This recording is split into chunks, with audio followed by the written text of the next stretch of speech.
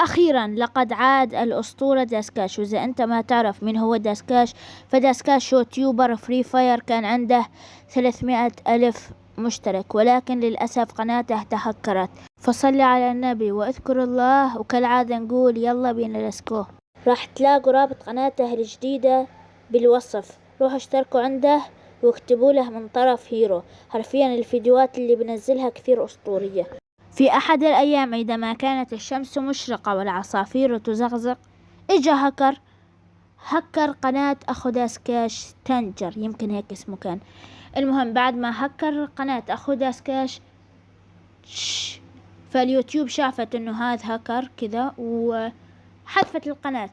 وبما إنه قناة داسكاش مربوطة بنفس الإيميل تبع قناة دانجر، فكمان قناة داسكاش انحذفت. لا، واللي فهمته من الفيديو تبع داسكاش انه المشكلة الاكبر انه القناة انحذفت بوقت ما هو بلش توجيهي يمكن، فنفسية الرجال ماي جاد نفسية اسطورية.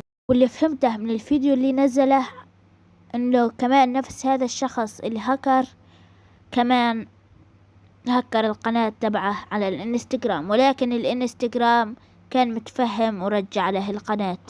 يعني حرفيا الولد اتدمر، قناة أخوه وقناته على الانستغرام وكل هذا تهكر. ولكن عسى أن تكرهوا شيئا وهو خير لكم.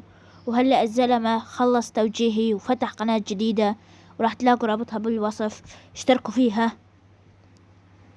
واكتبوا له من طرف هيرو. طبعا آسف على السحب على الفيديوهات الطويلة، يعني آخر فيديو نزلته قبل 3 أيام طويل، وأنا المفروض أنزل يوم ويوم لا، بس كان عندي شوية أشغال وشوية أمور، وداسكاش ما بينساناش، وسلام.